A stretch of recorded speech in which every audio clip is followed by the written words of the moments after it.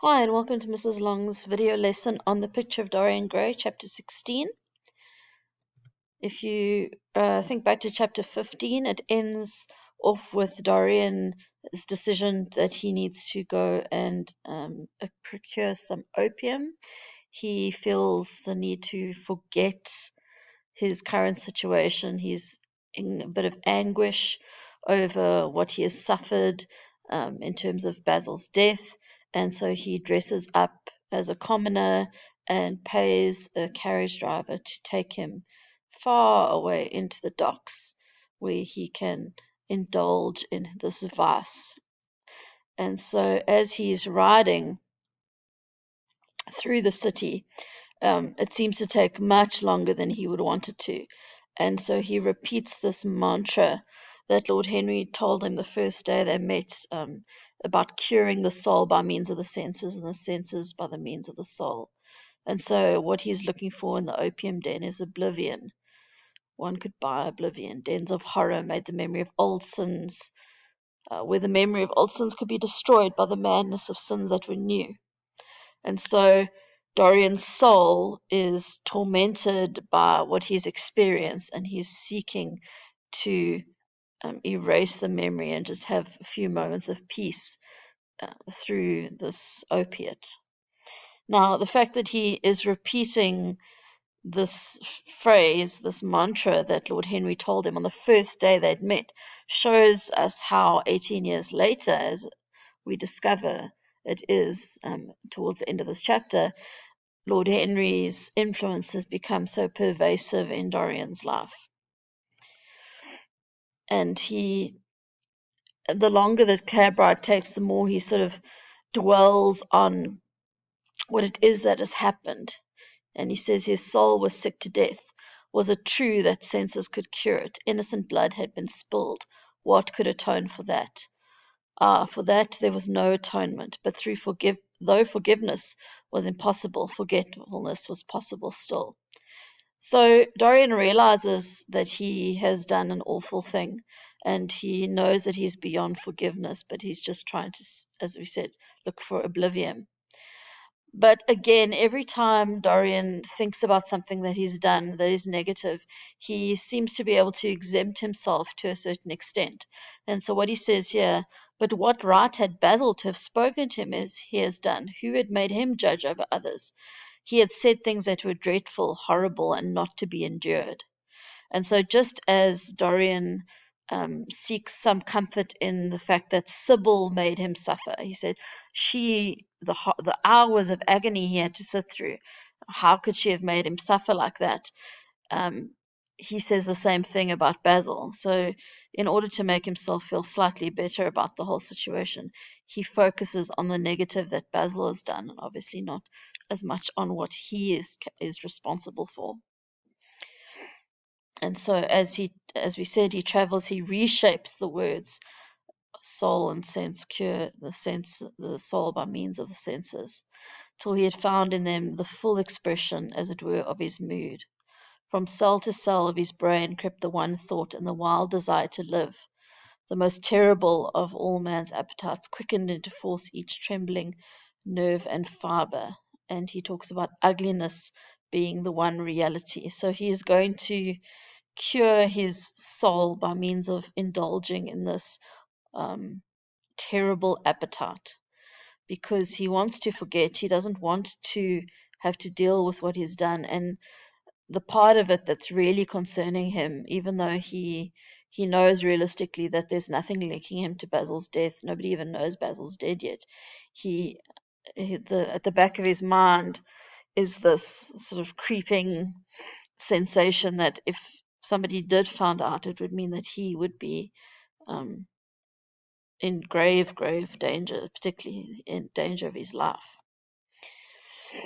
So he enters this decrepit little opium joint, and we know he's been there before because he seems to know exactly where to go, what to do. Knows the secret knock. And as he goes into the sort of bar area of this establishment, if you can call it that, the observation of a sailor sprawled over a table with his head buried in his arms um, gives us this sense of foreshadowing. The word sailor, perhaps for those of you who are more intently reading, would have picked up immediately on the mention of the profession of this man and why specifically Wilde is telling us about his presence.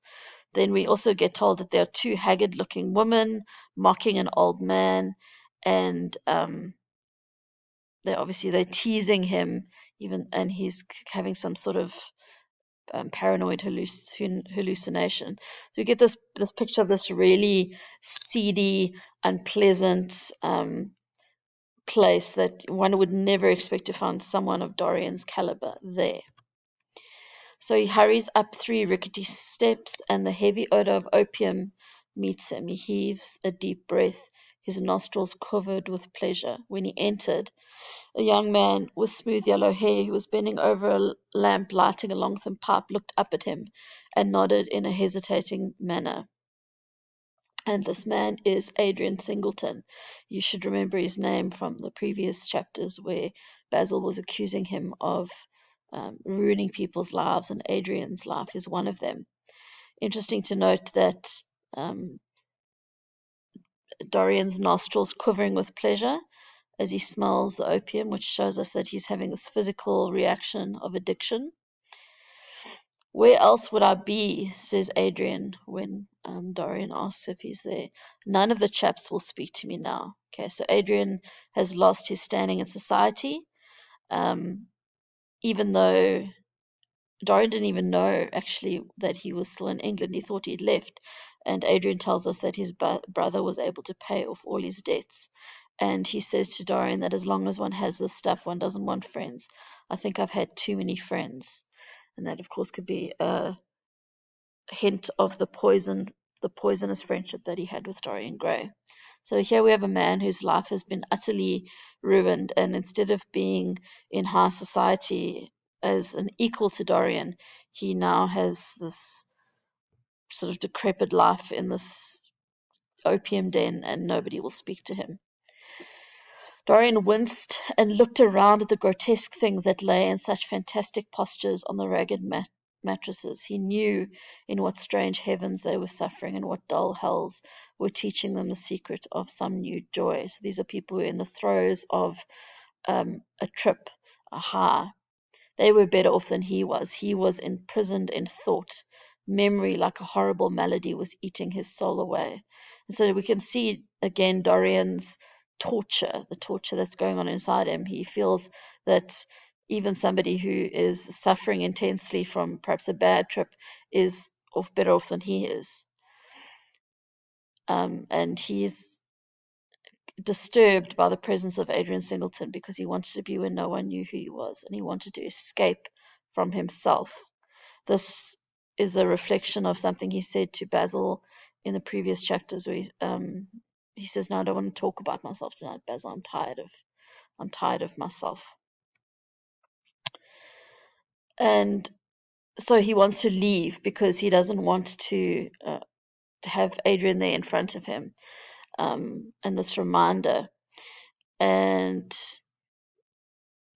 he talks about going to another place on the wharf, and when Adrian reminds him that that mad cat is sure to be there, they won't have her in this place now. It's obviously a woman who Dorian has ruined, another one.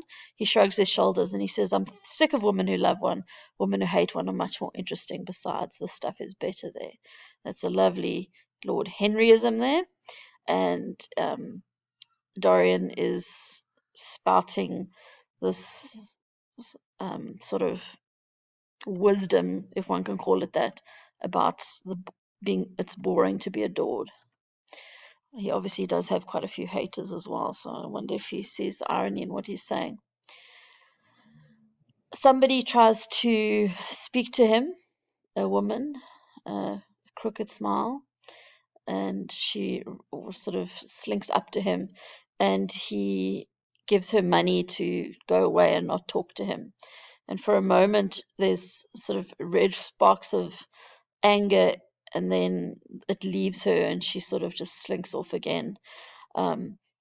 So you can see that there's clearly something happened between them, but she's just too tired, or doesn't have the energy to fight Dorian, and so just takes the money and leaves. There's a moment where Dorian you can see he feels a little bit guilty, and he says to Adrian before he leaves, "You'll write to me if you want anything, won't you?" Because Adrian Single says, "No, I don't care to go back. I'm quite happy here." And so this sort of half-hearted effort perhaps to help his once friend who seems to be beyond aid at this point. The important part of this chapter happens right at the end, where just as Dorian is about to leave, a hideous laugh breaks from the painted lips of the woman who had taken his money. "There goes the devil's bargain," she hiccuped in a hoarse voice. "Curse you," he answered. "Don't call me that." She snapped her fingers. "Prince Charming is what you like to be called, ain't it?" she yelled after him. And at that word, or those words, "Prince Charming," the drowsy sailor leaps to his feet and looks wildly around. And of course, we then realize, we make the connection between the sailor and the name Prince Charming. And so he rushes out after Dorian. Now, before he catches up with Dorian, Dorian has spent a few minutes pondering on whether or not he is responsible for what happened to Adrian Singleton. He wondered if the ruin of that young life was really to be laid at his door, as Basil had said to him with such infamy of insult. And yet he then sort of reconciles to himself and says, well, one's days are too brief to take the burden of another's errors. Each man lived his own life and paid his own price. So again, removes himself from the situation and uses the explanation, well, everybody makes their own choices. I didn't force him to do anything, which is exactly the excuse he'd given to Basil. Right, so James Vane, who we realize this now is, he seizes Dorian from behind and thrusts him against a wall and holds a gun up to his head and says, "You wrecked the life of Sybil Vane, and Sybil Vane was my sister. She killed herself. I know it. Her death is at your door. I swore I would kill you in return. I knew nothing of you but the pet name she used to call you. I heard it tonight by chance. Make your peace with God, for tonight you are going to die." And we get this sort of dun dun dun moment where we realize that the promise that James Vane had made to his sister before he left to go to Australia was that if Dorian, even though he didn't know the name Dorian, if the man, Prince Charming, hurt her, he would kill him. Now, poor old Dorian tries to defend himself. It says he grows sick with fear. "I've never heard of her. And you mad." And just as James Vane says, well, make your last confession because you're about to die, suddenly a wild hope flashes across Dorian, and he realizes that he can have a way out of this. And he says, "No, wait, how long was it since your sister died?" And James Vane says it was 18 years. And then Dorian laughs with a touch of triumph in his voice. So again, when he realizes he has the upper hand in the situation, he becomes incredibly smug, and he says, 18 years, set me under the lamp and look at my face. And James Vane realizes that this man who'd sought to kill had all the bloom of boyhood and all the unstained purity of youth. And of course, then James Vane feels awful. "My God, I would have murdered you."